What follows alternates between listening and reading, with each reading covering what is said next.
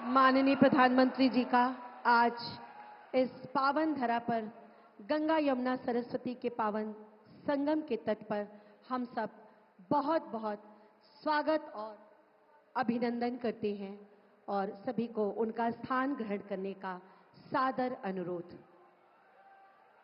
मानवता के उपासक, साधक व आराधक अर्थात सदैव लोक मंगल की कामना करने वाले युग दृष्टा, युग सृष्टा, युग निर्माता माननीय प्रधानमंत्री जी का स्वागत अंगवस्त्रम के द्वारा करने का मैं अनुरोध करती हूं माननीय मुख्यमंत्री उत्तर प्रदेश श्री योगी आदित्यनाथ जी से कि हम सबकी करतल ध्वनि के बीच ये अंगवस्त्रम उनको भेंट करके उनका आज इस मंच पर स्वागत करें, अभिनंदन करें, वंदन करें। मां गंगा जिनकी दिव्य आभा से प्रयागराज सदैव आलोकित रहता है, ऐसी ये वृहद और ये दिव्य प्रतिमा स्मृति चिन्ह के रूप में भेंट करके माननीय मुख्यमंत्री जी और हमारे उप मुख्यमंत्री द्वय बहुत जोरदार तालियों के बीच अभिवादन करते बोलेंगे, गंगा मैया की, यमुना मैया की, त्रिवेणी के पावन संगम की। बहुत बहुत धन्यवाद माननीय मुख्यमंत्री जी। सभी को आपका स्थान ग्रहण करने का अनुरोध। मैं बड़े ही आदर और सम्मान के साथ अनुरोध करती हूं माननीय मुख्यमंत्री जी से, जो माननीय प्रधानमंत्री जी की प्रेरणा व मार्गदर्शन के साथ महाकुंभ 2025 को भव्य दिव्य डिजिटल बनाने के लिए नए कीर्तिमानों की ओर ले जाते हैं, ऐसे माननीय मुख्यमंत्री उत्तर प्रदेश श्री योगी आदित्यनाथ जी से अनुरोध प्रधानमंत्री जी के स्वागत उद्बोधन का।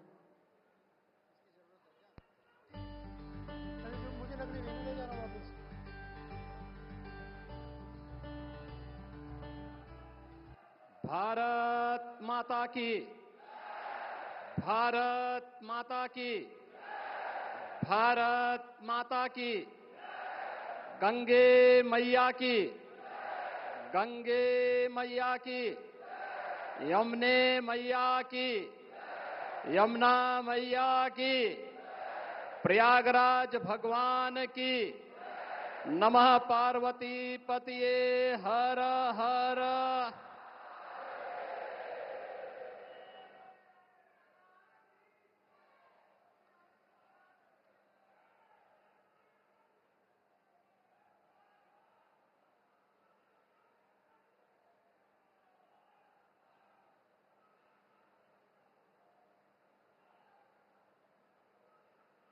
जिस प्रयागराज की महिमा को वेद पुराणों ने बड़े प्रभावी ढंग से गा करके सनातन धर्मावलंबियों के गौरव को बढ़ाया हो,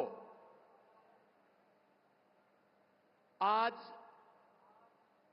उसी प्रयागराज में जहां पर त्रेता युग में मर्यादा पुरुषोत्तम प्रभु श्री राम ने त्रिवेणी के दर्शन किए थे, आज उसी त्रिवेणी के संगम में दुनिया के सबसे लोकप्रिय राजनेता, भारत के यशस्वी प्रधानमंत्री आदरणीय श्री नरेंद्र मोदी जी का आगमन हुआ है। मैं इस अवसर पर प्रदेशवासियों की ओर से, प्रयागराज वासियों की ओर से आदरणीय प्रधानमंत्री जी का हृदय से स्वागत करता हूं, अभिनंदन करता हूं।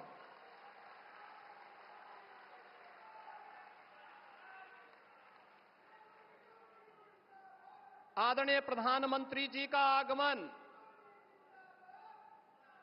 आज मां गंगा, यमुना और सरस्वती की त्रिवेणी में पूजा अनुष्ठान के उपरांत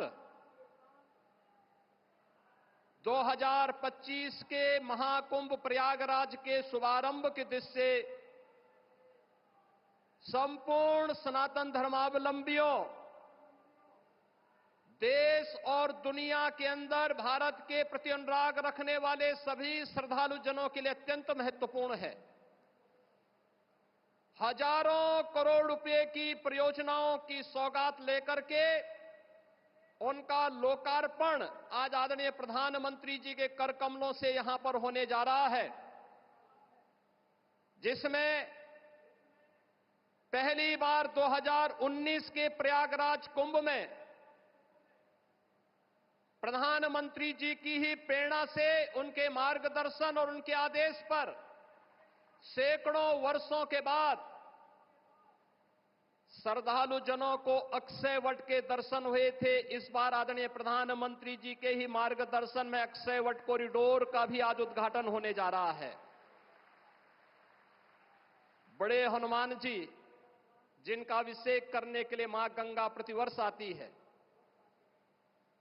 बड़े हनुमान जी मंदिर का भी कॉरिडोर का लोकार्पण आज आदरणीय प्रधानमंत्री जी के कर कमलों से होने जा रहा है।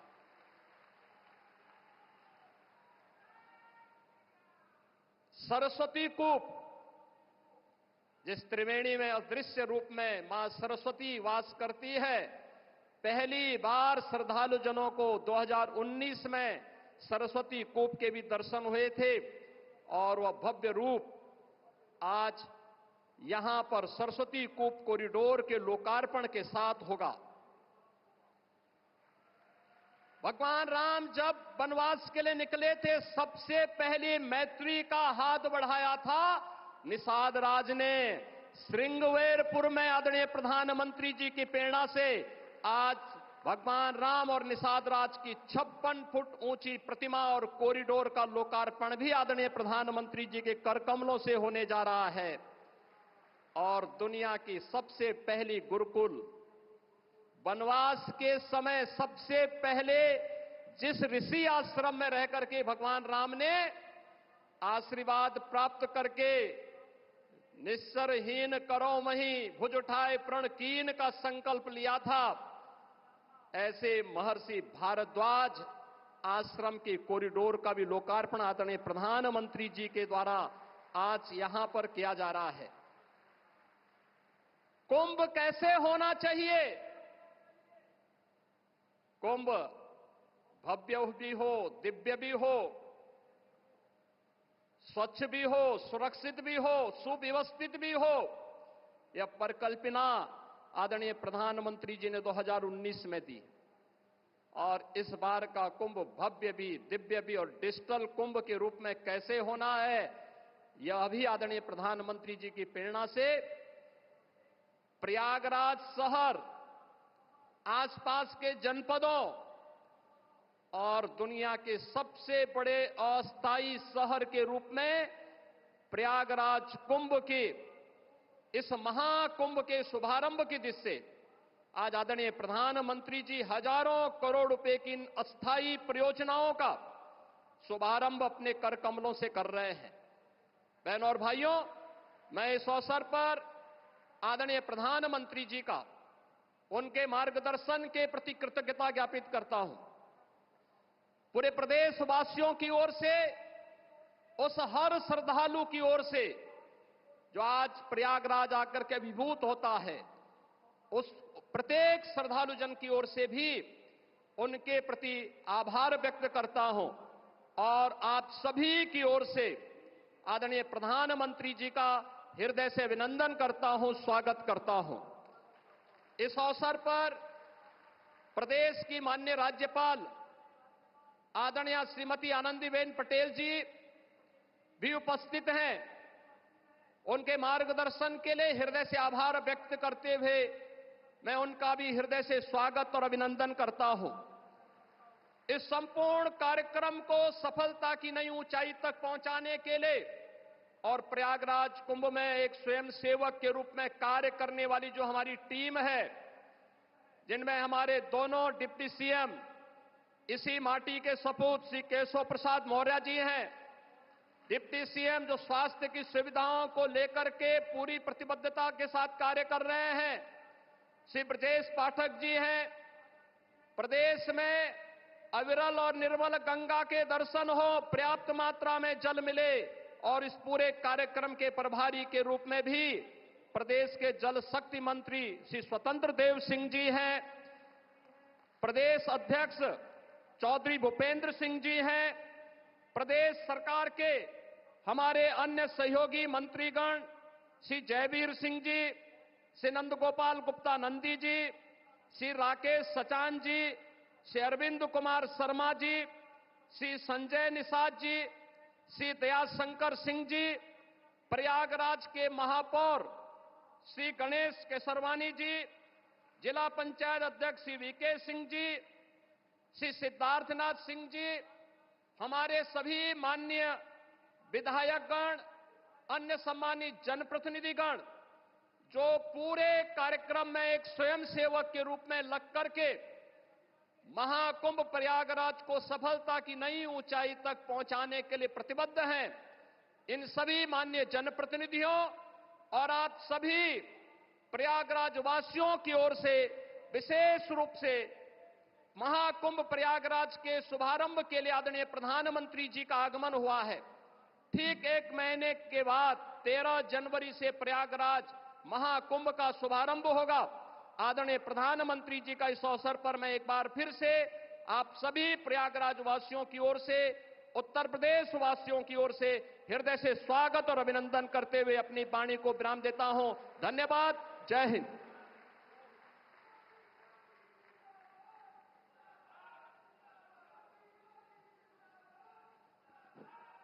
बहुत बहुत धन्यवाद माननीय मुख्यमंत्री जी आपके उद्बोधन के लिए। माननीय प्रधानमंत्री जी ने संगम नोज पर पूजन कर महाकुंभ 2025 के इस वृहद आयोजन के लिए हम सब के लिए मां गंगा से आशीर्वाद लेकर 3 महत्वपूर्ण धार्मिक स्थलों अक्षयवट कॉरिडोर, हनुमान मंदिर कॉरिडोर तथा सरस्वती कूप कॉरिडोर का दर्शन कर व उनका लोकार्पण कर इसके बाद वो हमारे बीच आए हैं। माननीय प्रधानमंत्री जी की परिकल्पना व वृहद सोच ने 2 और धामों को वृद्धता प्रदान की है, दिव्यता प्रदान की है। वो है श्रृंगेरपुर धाम कॉरिडोर तथा भरद्वाज आश्रम कॉरिडोर। मैं माननीय प्रधानमंत्री जी से बड़े ही आदर और सम्मान के साथ सादर अनुरोध करती हूं कि रिमोट के बटन के द्वारा इनका वर्चुअल लोकार्पण करने की कृपा करें। इसी के साथ लोकार्पण करें महाकुंभ 2025 की 500 करोड़ की 167 परियोजनाओं का, जो केंद्र सरकार के रेलवे मंत्रालय से तथा राज्य सरकार के विभिन्न विभागों की परियोजनाएं हैं। बहुत जोरदार तालियों से एक बार पुनः माननीय प्रधानमंत्री जी का हम अभिवादन करते हैं, वंदन करते हैं।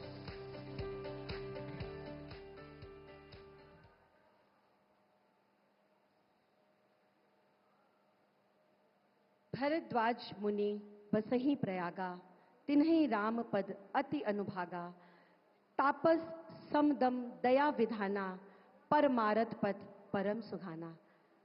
ये है भरद्वाज ऋषि की महिमा जो रामचरितमानस में वर्णित है। और अब 5700 करोड़ की ये 167 परियोजनाएं।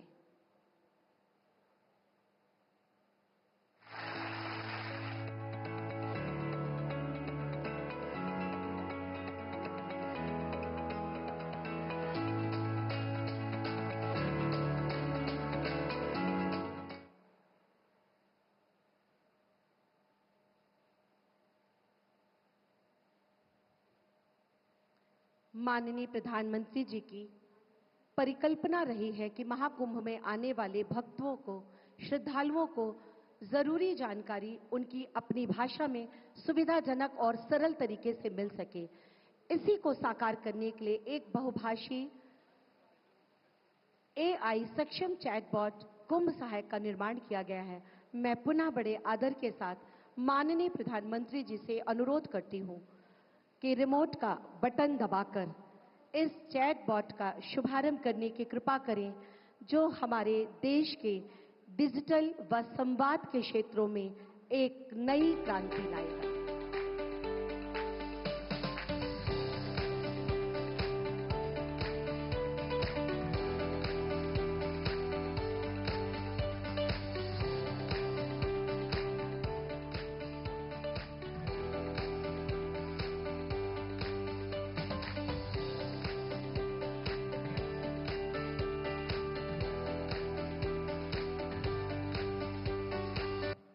बहुत बहुत धन्यवाद माननीय प्रधानमंत्री जी।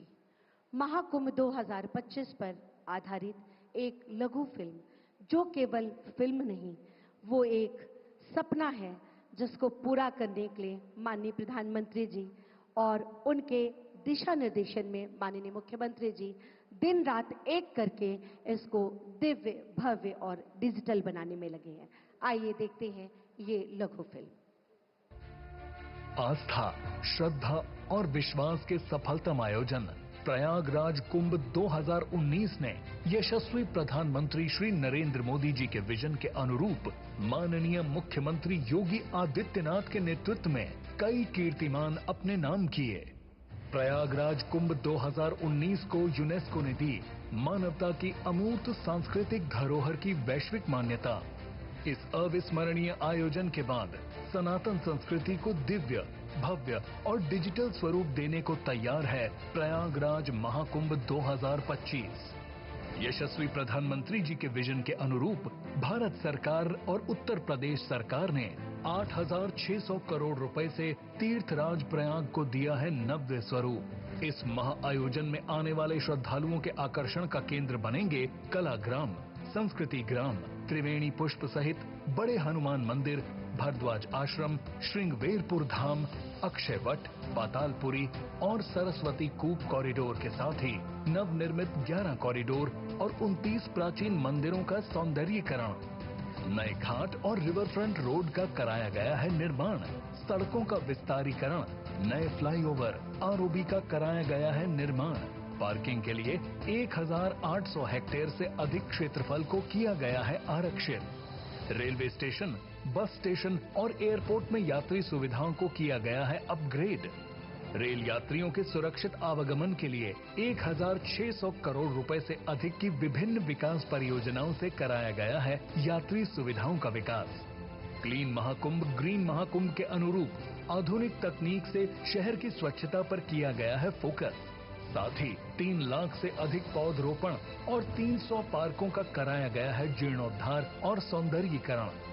विश्व के सबसे बड़े अस्थायी शहर में देश विदेश से आने वाले करोड़ों श्रद्धालुओं की सुविधा के लिए 4,000 हेक्टेयर में किया गया है मेला क्षेत्र का विकास। 30 पंटून पुल, 500 किलोमीटर की अस्थायी सड़क का कराया गया है निर्माण। स्वच्छ महाकुंभ के अनुरूप 1.5 लाख शौचालयों की सुविधा। प्लास्टिक फ्री महाकुंभ के अनुरूप मेला परिसर में इको फ्रेंडली वस्तुओं के उपयोग को दी गई है प्राथमिकता।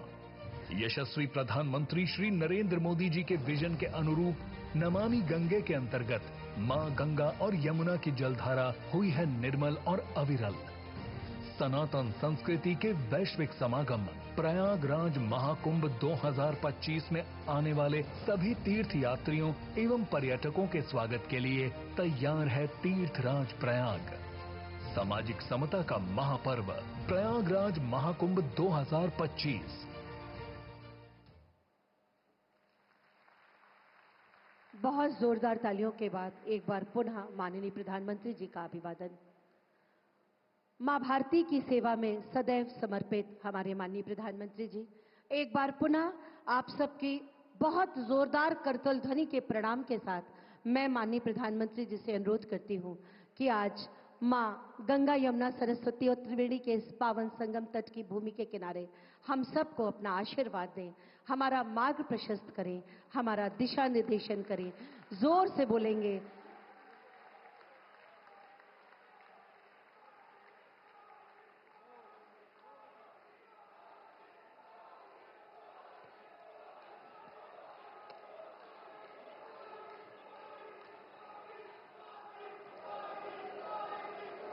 उत्तर प्रदेश के राज्यपाल आनंदीबेन पटेल जी, मुख्यमंत्री श्रीमान योगी आदित्यनाथ जी, उप मुख्यमंत्री केशव प्रसाद मौर्य जी, ब्रजेश पाठक जी, उत्तर प्रदेश के मंत्री, सांसद और विधायक साथी, प्रयागराज के मेयर और जिला पंचायत अध्यक्ष, अन्य महानुभाव और मेरे प्यारे भाई और बहनों,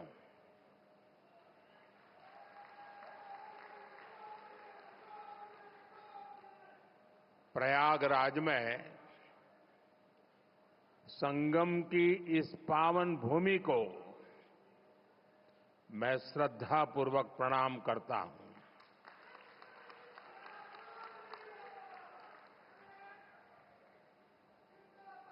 महाकुंभ में पधार रहे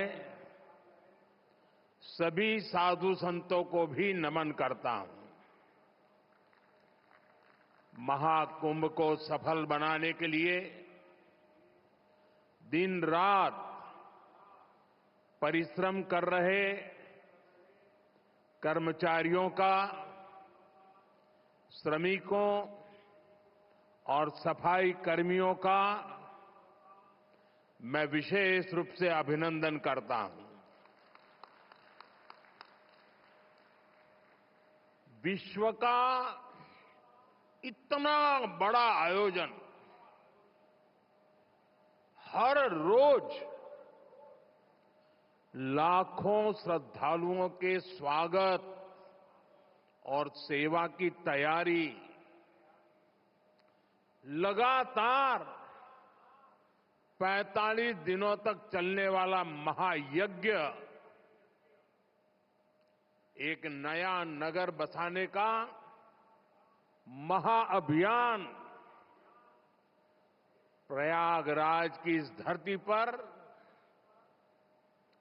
एक नया इतिहास रचा जा रहा है।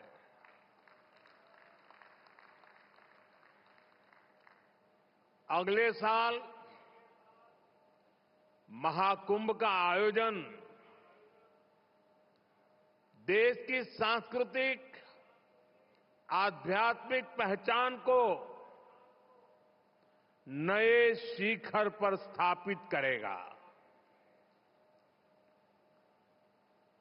और मैं तो बड़े विश्वास के साथ कहता हूं, बड़ी श्रद्धा के साथ कहता हूं, अगर मुझे इस महाकुंभ का वर्णन एक वाक्य में करना हो तो मैं कहूंगा, ये एकता का ऐसा महायज्ञ होगा जिसकी चर्चा पूरी दुनिया में होगी।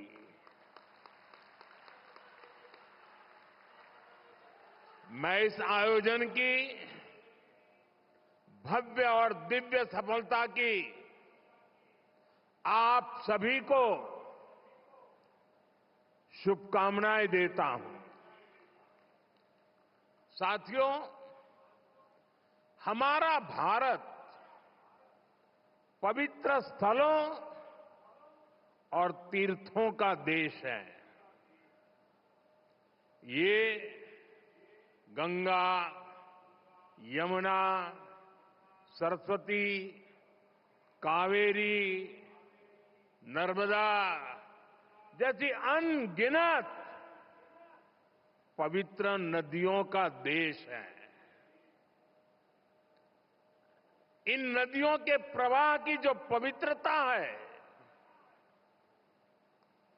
इन अनेकानेक तीर्थों का जो महत्व है, जो महात्म्य है, उनका संगम, उनका समुच्चय, उनका योग, उनका संयोग, उनका प्रभाव, उनका प्रताप, ये प्रयाग है।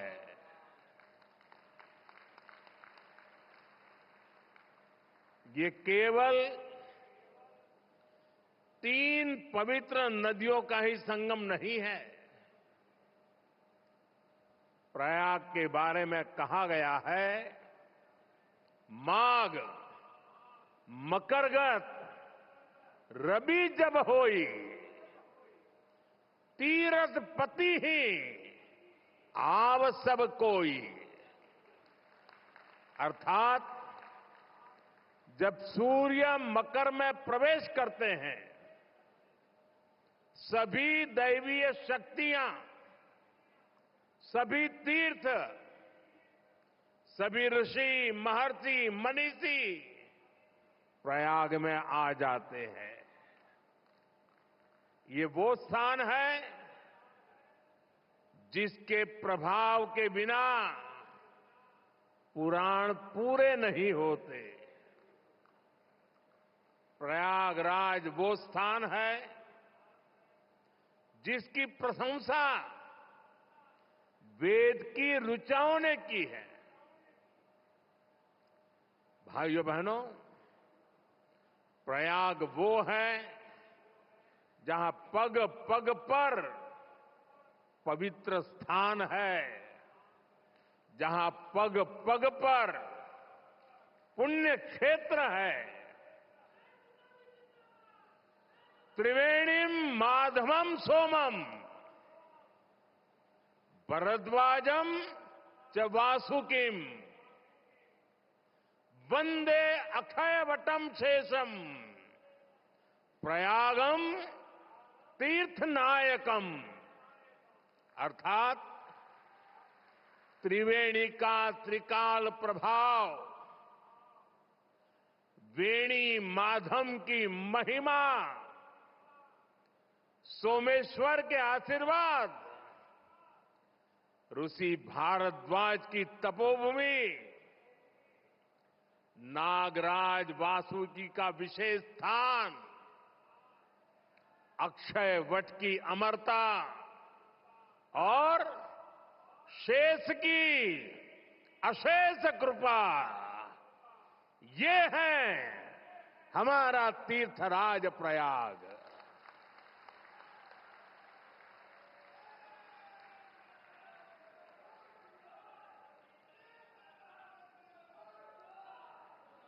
तीर्थराज प्रयाग यानी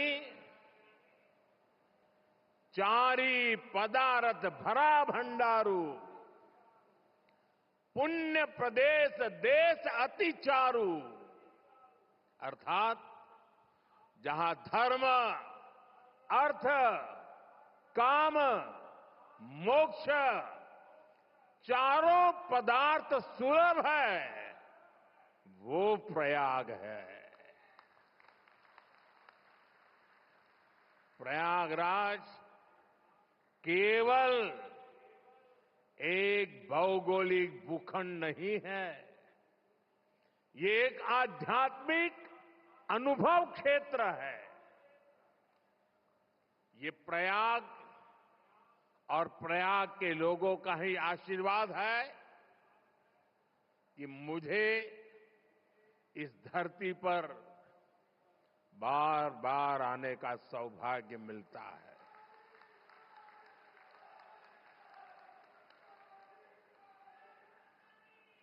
पिछले कुंभ में भी मुझे संगम में स्नान करने का सौभाग्य मिला था और आज इस कुंभ के आरंभ से पहले मैं एक बार फिर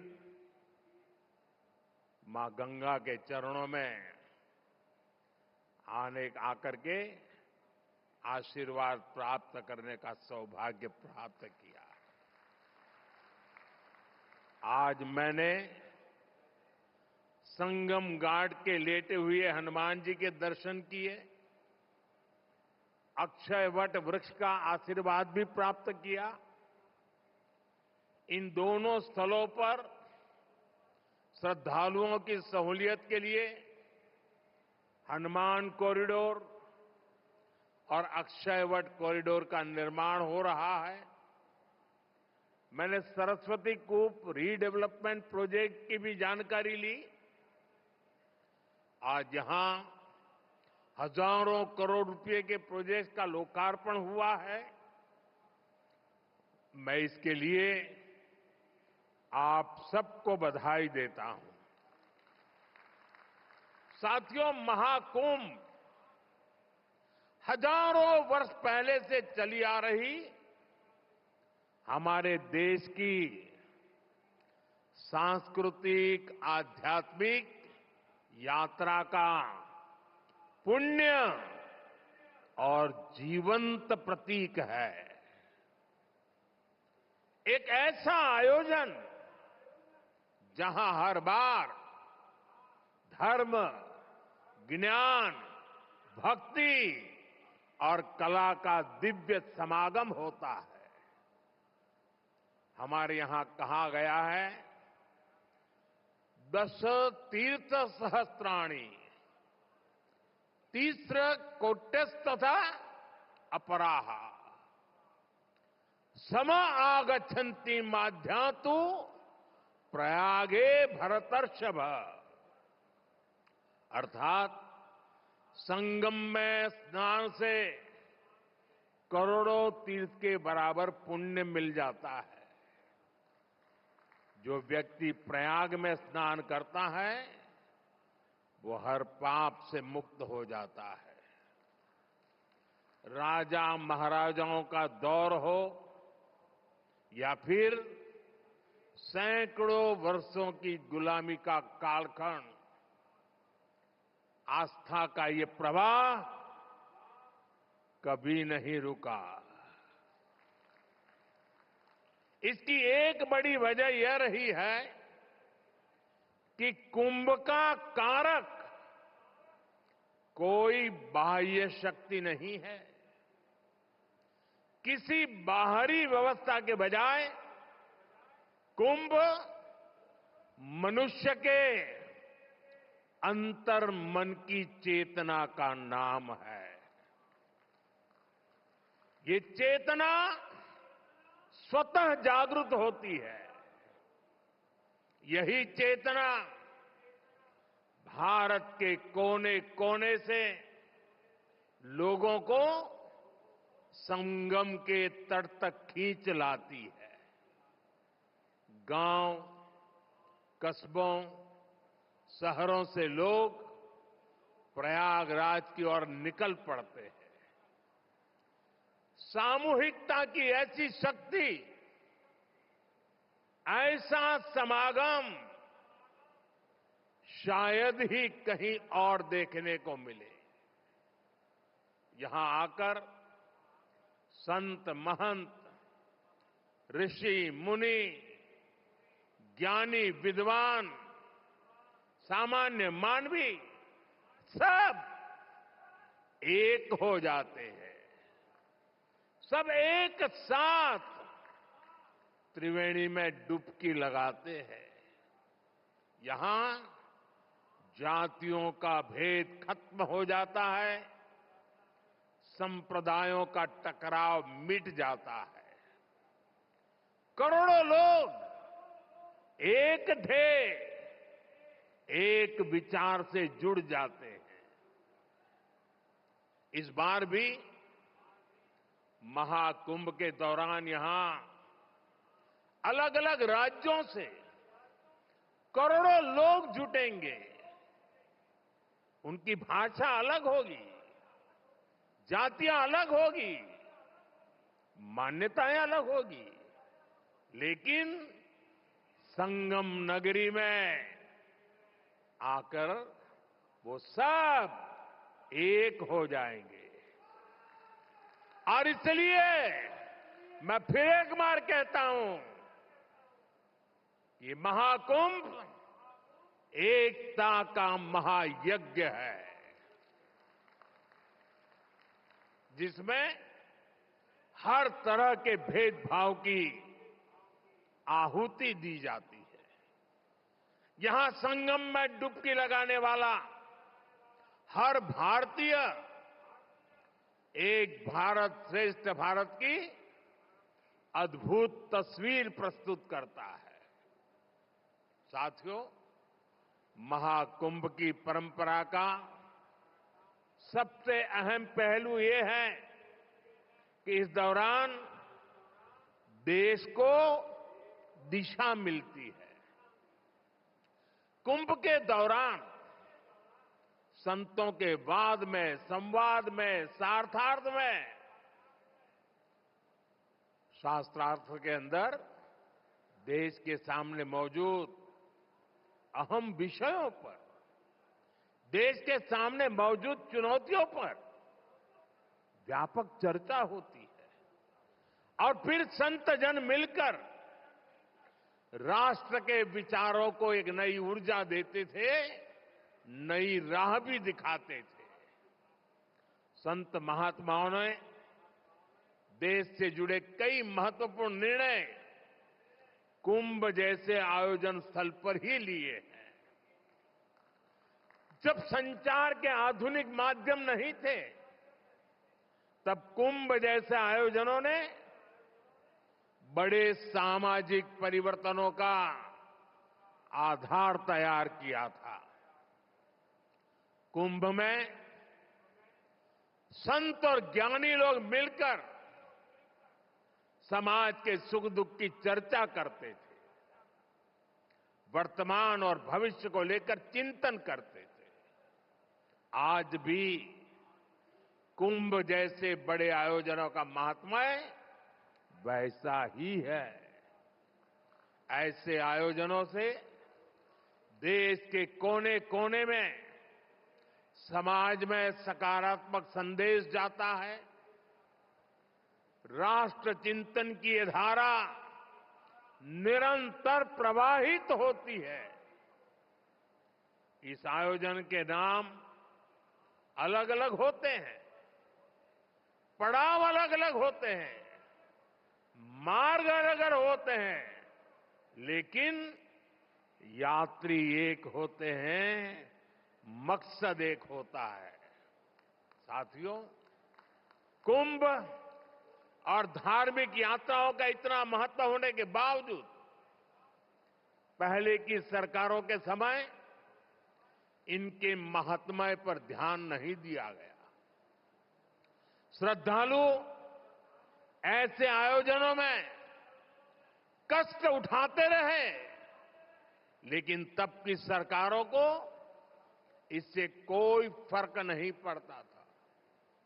इसकी वजह थी कि भारतीय संस्कृति से, भारत की आस्था से उनका लगाव नहीं था। लेकिन आज केंद्र और राज्य में भारत के प्रति आस्था, भारतीय संस्कृति को मान देने वाली सरकार है। इसलिए कुंभ में आने वाले श्रद्धालुओं के लिए सुविधाएं जुटाना डबल इंजन की सरकार अपना दायित्व समझती है। इसलिए यहां केंद्र और राज्य सरकार ने मिलकर हजारों करोड़ रुपए की योजनाएं शुरू की है। सरकार के अलग अलग विभाग जिस तरह महाकुंभ की तैयारियों को पूरा करने में जुटे हैं, वह बहुत ही सराहनीय है। देश दुनिया के किसी कोने से कुंभ तक पहुंचने में कोई दिक्कत न हो, इसके लिए यहां की कनेक्टिविटी पर विशेष फोकस किया गया है। अयोध्या, वाराणसी, रायबरेली, लखनऊ से प्रयागराज शहर की कनेक्टिविटी को बेहतर किया गया है। मैं जिस whole of the government approach की बात करता हूं, उन महाप्रयासों का महाकुंभ भी इस थली में नजर आता है। साथियों, हमारी सरकार ने विकास के साथ साथ विरासत को भी समृद्ध बनाने पर फोकस किया है। आज देश के कई हिस्सों में अलग अलग टूरिस्ट सर्किट विकसित किए जा रहे हैं। Ramayan circuit, Shri Krishna circuit, Buddhist circuit, Tirthankar circuit, इनके माध्यम से हम देश के उन स्थानों को महत्व दे रहे हैं जिन पर पहले फोकस नहीं था। स्वदेश दर्शन योजना हो, प्रसाद योजना हो, इनके माध्यम से तीर्थ स्थलों पर सुविधाओं का विस्तार किया जा रहा है। अयोध्या के भव्य राम मंदिर ने पूरे शहर को कैसे भव्य बना दिया है, हम सब इसके साक्षी हैं। विश्वनाथ धाम, महाकाल, महालोक, इसकी चर्चा आज पूरे विश्व में है। यहां अक्षय वट कॉरिडोर, हनुमान मंदिर कॉरिडोर, भारद्वाज ऋषि आश्रम कॉरिडोर में भी इसी विजन का प्रतिबिंब है। श्रद्धालुओं के लिए सरस्वती कूप, पातालपुरी, नागवासुकी, द्वादश माधव मंदिर का कायाकल्प किया जा रहा है। साथियों, हमारा ये प्रयागराज निषाद राज की भी भूमि है। भगवान राम के मर्यादा पुरुषोत्तम बनने की यात्रा में एक महत्वपूर्ण पड़ाव श्रृंगवेरपुर का भी है। भगवान राम और केवट का प्रसंग आज भी हमें प्रेरित करता है। केवट ने अपने प्रभु को सामने पाकर उनके पैर धोए थे, उन्हें अपनी नाव से नदी पार कराई थी। इस प्रसंग में श्रद्धा का अनन्य भाव है। इसमें भगवान और भक्त की मित्रता का संदेश है। इस घटना का ये संदेश है कि भगवान भी अपने भक्त की मदद ले सकते हैं।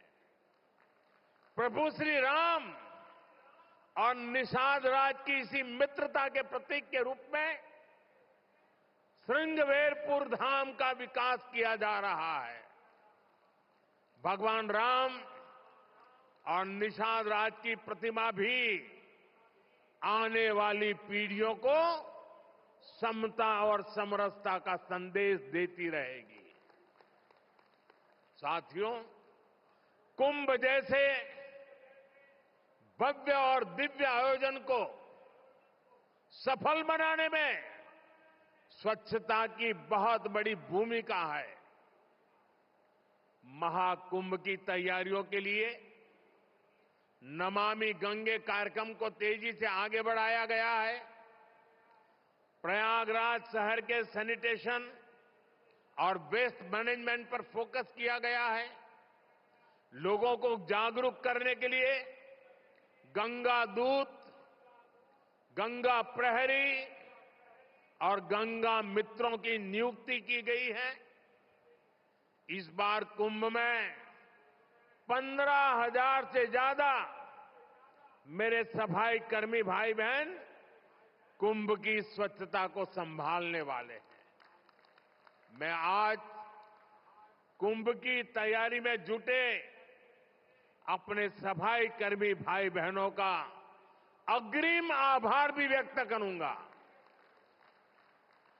करोड़ों लोग यहां पर जिस पवित्रता, स्वच्छता, आध्यात्मिकता के साक्षी बनेंगे, वो आपके योगदान से ही संभव होगा। इस नाते यहां हर श्रद्धालु के पुण्य में आप भी भागीदार बनेंगे। जैसे भगवान कृष्ण ने झूठे पत्तल उठाकर संदेश दिया था कि हर काम का महत्व है, वैसे ही आप भी अपने कार्यों से इस आयोजन की महानता को और बड़ा करेंगे। ये आप ही हैं जो सुबह सबसे पहले ड्यूटी पर लगते हैं और देर रात तक आपका काम चलता रहता है।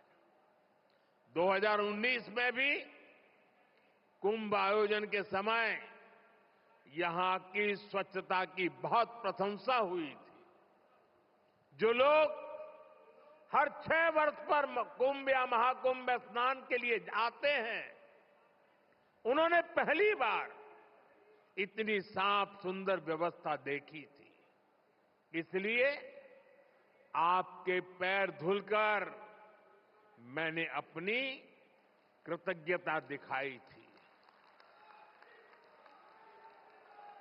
हमारे स्वच्छता कर्मियों के पैर धोने से मुझे जो संतोष मिला था, वो मेरे लिए जीवन भर का यादगार अनुभव बन गया है।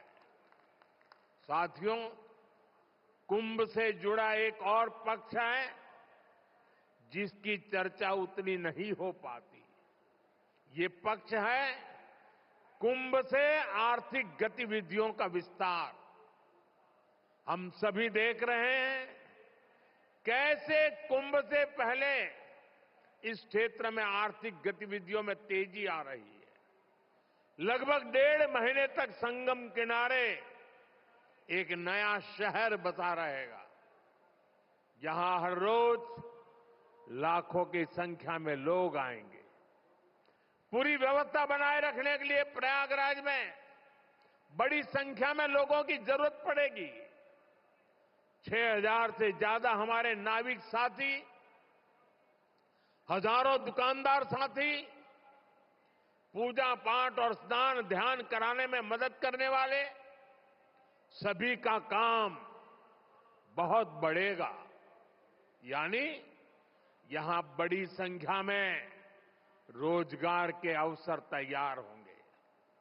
सप्लाई चेन को बनाए रखने के लिए व्यापारियों को दूसरे शहरों से सामान मंगाने पड़ेंगे। प्रयागराज कुंभ का प्रभाव आसपास के जिलों पर भी पड़ेगा। देश के दूसरे राज्यों से आने वाले श्रद्धालु ट्रेन या विमान की सेवाएं लेंगे। इससे भी अर्थव्यवस्था में गति आएगी। यानी महाकुंभ से सामाजिक मजबूती तो मिलेगी ही, लोगों का आर्थिक सशक्तिकरण भी होगा। साथियों, महाकुंभ 2025 का आयोजन जिस दौर में हो रहा है, वो टेक्नोलॉजी के मामले में पिछले आयोजन से बहुत आगे है। आज पहले की तुलना में कई गुना ज्यादा लोगों के पास स्मार्टफोन है। 2013 में डेटा आज की तरह सस्ता नहीं था। आज मोबाइल फोन में यूजर फ्रेंडली एप्स हैं, जिसे कम जानकार व्यक्ति भी उपयोग में ला सकता है। थोड़ी देर पहले अभी मैंने कुंभ सहायक चैटबॉट को लॉन्च किया है। पहली बार कुंभ आयोजन में एआई, आर्टिफिशियल इंटेलिजेंस और चैटबॉट का प्रयोग होगा। एआई चैटबॉट 11 भारतीय भाषाओं में संवाद करने में सक्षम है। मेरा ये भी सुझाव है कि डेटा और टेक्नोलॉजी के इस संगम से ज्यादा लोगों को जोड़ा जाए। जैसे महाकुंभ से जुड़ी फोटोग्राफी कंपटीशन का आयोजन किया जा सकता है। महाकुंभ को एकता के महायज्ञ के रूप में दिखाने वाली फोटोग्राफी की प्रतियोगिता रखी जा सकते हैं। इस पहल से युवाओं में कुंभ का आकर्षण बढ़ेगा। कुंभ में आने वाले ज्यादातर श्रद्धालु इसमें हिस्सा लेंगे, जब ये तस्वीरें सोशल मीडिया पर पहुंचेगी तो कितना बड़ा कैनवास तैयार होगा, इसकी कल्पना नहीं कर सकते। इसमें कितने रंग, कितनी भावनाएं मिलेगी, ये गिन पाना मुश्किल होगा। आप आध्यात्म और प्रकृति से जुड़ी किसी प्रतियोगिता का आयोजन भी कर सकते हैं। साथियों, आज देश एक साथ विकसित भारत के संकल्प की तरफ तेजी से बढ़ रहा है। मुझे विश्वास है कि इस महाकुंभ से निकली आध्यात्मिक और सामूहिक शक्ति हमारे इस संकल्प को और मजबूत बनाएगी। महाकुंभ स्नान ऐतिहासिक हो, अविस्मरणीय हो, मां गंगा, मां यमुना और मां सरस्वती की त्रिवेणी से मानवता का कल्याण हो, हम सबकी यही कामना है। संगम नगरी में आने वाले हर श्रद्धालु को मैं शुभकामनाएं देता हूं। आप सबका भी मैं हृदय से बहुत बहुत धन्यवाद करता हूं। मेरे साथ बोलिए, भारत माता की, भारत माता की, भारत माता की, गंगा माता की, गंगा माता की, गंगा माता की। बहुत बहुत धन्यवाद। बहुत बहुत धन्यवाद, साधुवाद माननीय प्रधानमंत्री जी, आपके इस प्रेरणादायी उद्बोधन के लिए। मां गंगा हम सबको इतनी सामर्थ्य दें कि जिस तरह से भव्यता के साथ, दिव्यता के साथ इस डिजिटल कुंभ, महाकुंभ 2025 को आपने सोचा है, हम सब उसको वैसे संपन्न कराने में सक्षम हो सके। आपका आशीर्वाद, आपका मार्गदर्शन जरूर हम सबका मार्ग प्रशस्त करेगा। बहुत बहुत आभार। बहुत करतल ध्वनि के साथ एक बार पुनः जोरदार तालियों के साथ हम सब माननीय प्रधानमंत्री जी के प्रति आभार व्यक्त करते हैं, उनको नमन करते हैं, उनका अभिनंदन और वंदन करते हैं। भारत माता की, भारत माता की, वंदे वंदे।